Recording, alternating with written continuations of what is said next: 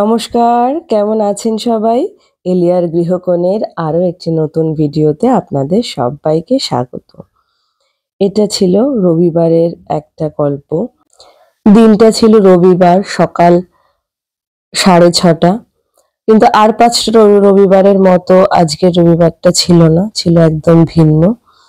এটা আমি ছিলাম আমার মায়ের বাড়িতে, তো সেখান থেকেই শুরু করছি ভিডিওটা। আসলে আমার মামা মারা গেছেন, বড় মামা। তো ওনার 11 দিনের কাজ ছিল।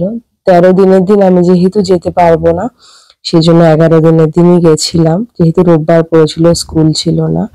তো বাড়ির থেকে ট্রেনে করে মা, আমি, আমার দুটো ছানা আর আমার ছোট মামা, আমরা সবাই একসাথে বেরিয়েছিলাম। বাবা যায়নি, বাবার একটু শরীরটা খারাপ ছিল, জ্বর ছিল বলে আর যায়নি। তো ওখান থেকে সেগুলো আর কিচ্ছু ক্যাপচার করিনি। ওখান থেকে পৌঁছে গেছিলাম আমার মামা বাড়ি, সেটাও ক্যাপচার করিনি। ওখানে কিছুক্ষণ বসার পর এটা এসেছিলাম আমাদের মামা বাড়িরই গ্রামের বাড়ি আর কি, সেখানে। তো এখানেই সমস্ত কাজকর্ম হয়েছে, কারণ এখানেই সবকিছু আর অনেকটা জায়গা, এখানে মামা বেশি থাকতো, বেশি সময় কাটাতো। তো সবাই বললো এখানেই ঠিকঠাক হবে আর কি, সেই জন্য। আর ওই যে আগে ভাই, তাকে তো দেখে বুঝেই গেছেন, পেছনে মা আর মামি ছিল।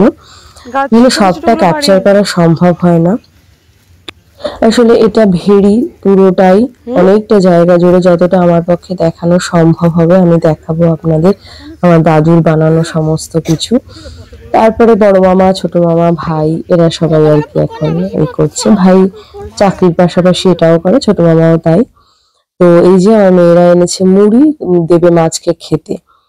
তো দেখা যাক কতটা কি করে উঠতে পারে। আর ছোট্ট ছোট্ট শাক গাছ, লাল শাক, পালং শাক, এগুলো আর কি লাগিয়েছে। শীতের শুরুটা তো সবে, তো খুব ভাল লাগছে। এই মানে একদম সকালের স্নিগ্ধ পরিবেশটা, গ্রামের পরিবেশটা একদমই আলাদা হয়। আর মেয়েদের কাছে এইরকম জায়গা ওরা পায়নি আর কি কখনো, এটাই প্রথম। আর একটু ভয়ও করছে চারিদিকে, যেহেতু জল, তো ছাড়তেও পারছি না। আবার সবসময় ওদের পিছনে দৌড়ে বেড়াচ্ছি। আসলে ওরা কি আর এক জায়গায় আটকে থাকা মানুষ, ছোটরা? তো এই যে ছোট ছোট লাল শাক লাগানো, তার মাঝখান দিয়ে যাচ্ছে। তাও বলছি যে ধীরে সুস্থে সাবধানে যা, যতটা আর কি বাঁচিয়ে পারা যায় যাওয়ার জন্য। সব মিলিয়ে দিনটা ছিল সুন্দরী ভাবে কেটেছে। অনেকটা কষ্ট, অনেকটা ভালো লাগা, অনেকের সঙ্গে দেখা, তো এইভাবেই দিনটা কেটেছে আর কি।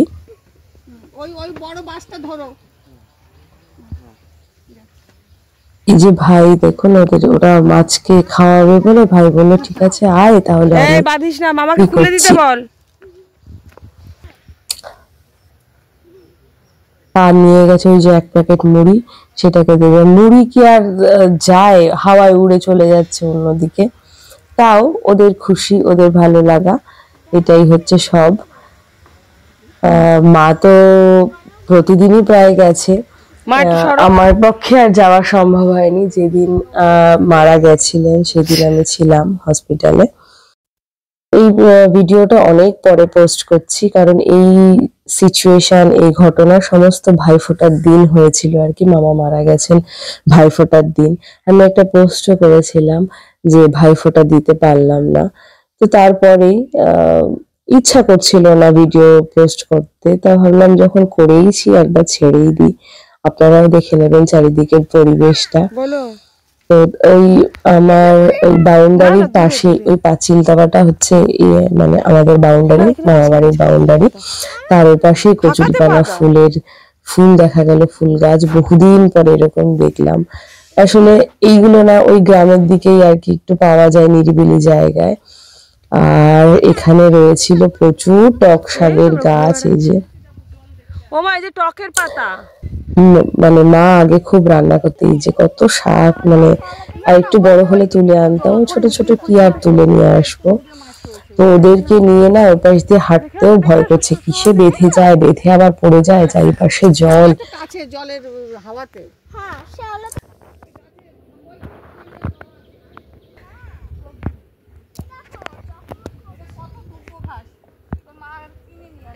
একটু তুলে নিয়ে গেলে এগুলো হয়ে যায়, একটু তুলে নিয়ে লাগিয়ে দিলেই। চারিদিকে এত শিশির, আমরা যখন পৌঁছেছি, আমরা তো একদম সকালে পৌঁছে গেছি, মানে এত ভালো লাগছিল। আর ভাইফোঁটার সময় আমরা একটু শিশির খুঁজে পাই না, একটু শিশির কোথায় পাবো, গঙ্গা জল দিয়ে চন্দন পাঠায়, চন্দন বাটি। তো এই বাউন্ডারিটা, এইটা হচ্ছে শুরু, এই বাউন্ডারির জায়গাটা হচ্ছে শুরু।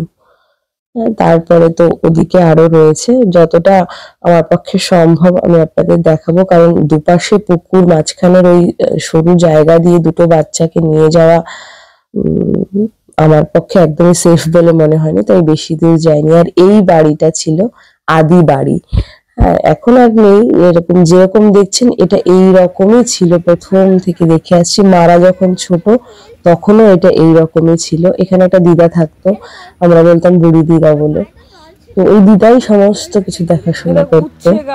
আর এই যে হচ্ছে শাক, উচ্ছে গাছ, ভীষণ ভালো লাগছে। আর আমার মেয়েরা তো এখানে প্রচুর পরিমাণে ডাব খেয়েছে, ডাবের জল, ডাবের শাঁস, ওরা ডাবটা খুব খেতে ভালোবাসে, এখানে তো প্রচুর খেয়েছে সেদিনকে। তো শিশিরটা না আমি আপনাদেরকে দেখাতে পারছি না ভালো করে, খালি চোখে না দারুণ লাগছিল, কিন্তু সবকিছু তো আর ক্যামেরাতে ওঠে না। আর সেটা যদি হয় প্রাকৃতিক সৌন্দর্য, সেটা আরোই ক্যাপচার করা সম্ভব না এই ক্যামেরার মাধ্যমে সবটা।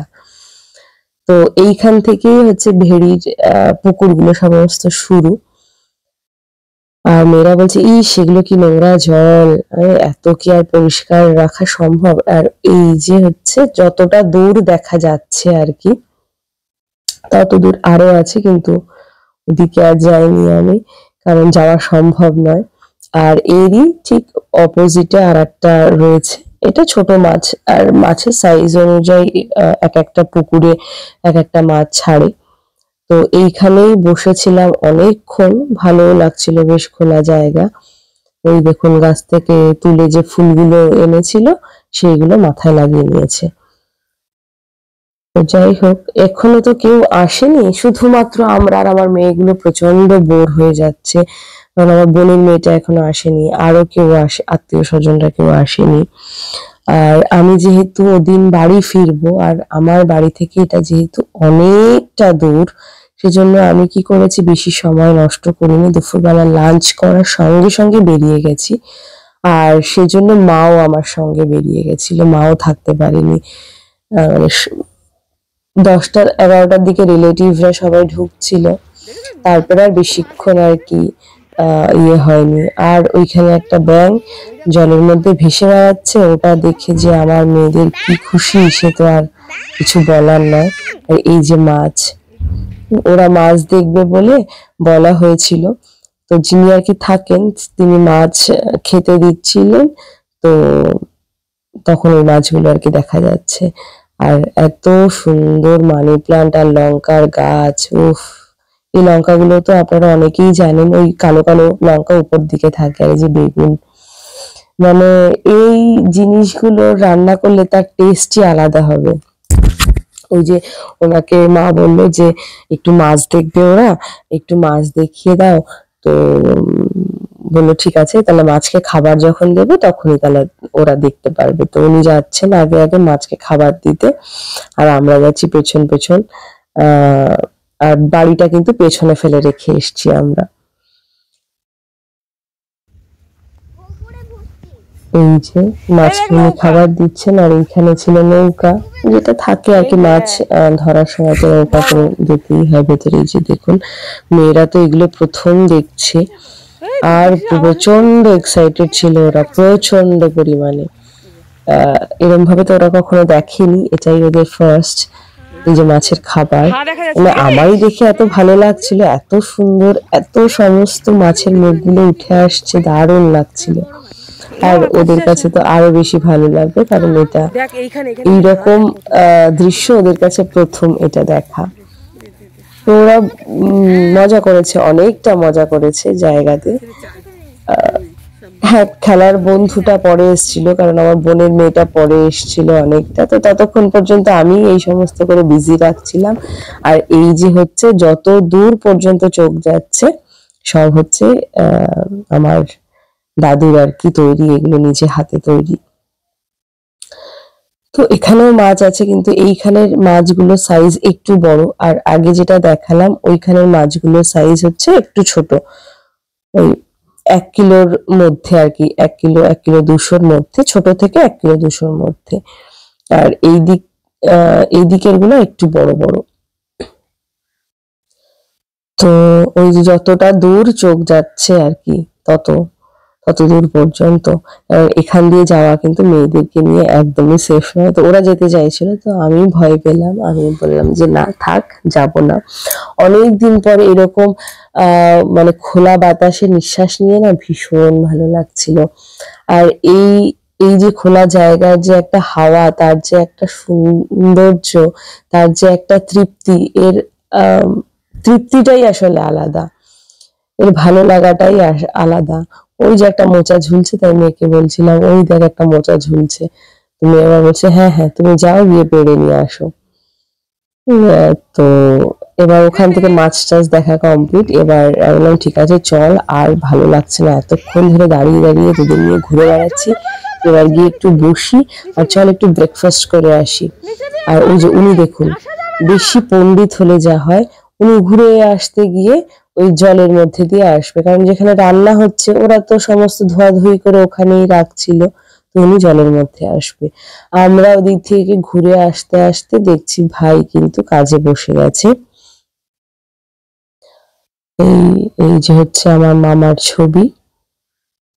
তো ওই সময়টা না মনে হচ্ছে কি যে উনি ডাকছেন, সেই ডাকটা কানে বাজছে, কথা বলতো, সেই সমস্ত জিনিসগুলো না সমস্ত মনে আসছিল আর কি।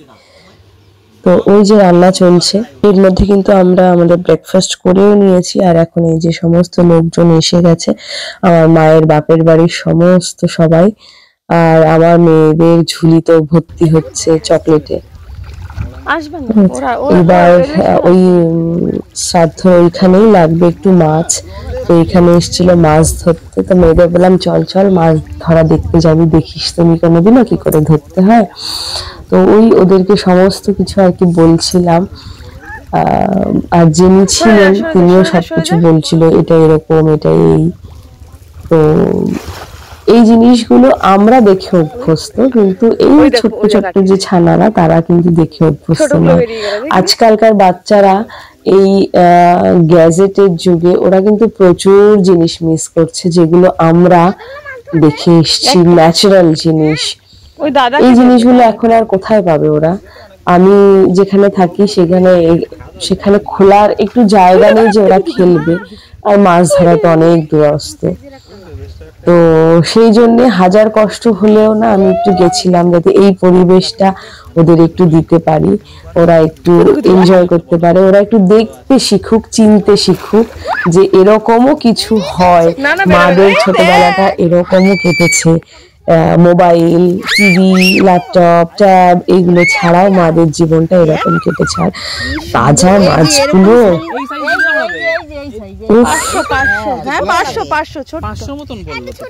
না অত বড় লাগে না, ছোট ভালো। এদিক দেয়